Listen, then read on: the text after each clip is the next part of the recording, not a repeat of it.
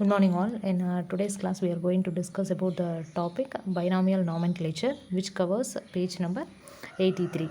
So this binomial nomenclature method, if we take this method, it was first introduced by Gaspard Bogin, which is in the year 1623. Just he introduced this method, but after that this method again it was implemented by Carolus Linnaeus in the year 1753, who is known as the father of modern taxonomy. Though Carolus Linnaeus he just implemented this method, he is also known as the father of modern taxonomy.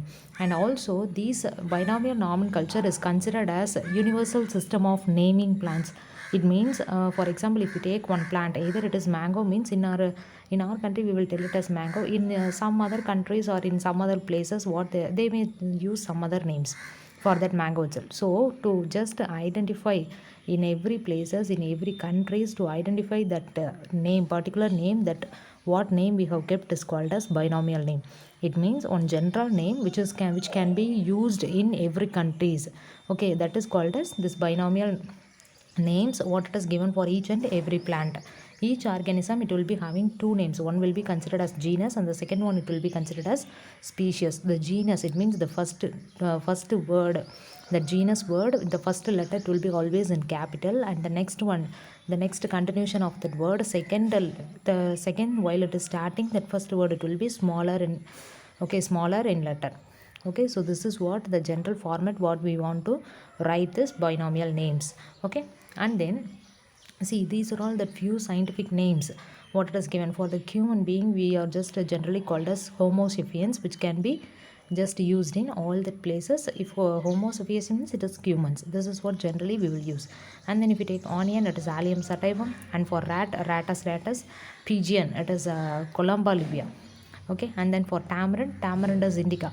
That indica that mentions this here, that indica it is that species word, and then the tamarind is, it is considered as genus. The first word it is genus, and then second word it is species. And then if you take lime, that is citrus arentifolia, and then neem tree Azadirachta indica, and then frog Rana hexadactyla, and coconut Cocos nucifera, for paddy Oryza sativa, fish Catla catla, for orange Citrus sinensis, and then for gingiber officinale, and then for papaya Carica papaya, for dates it is Phoenix dactylifera.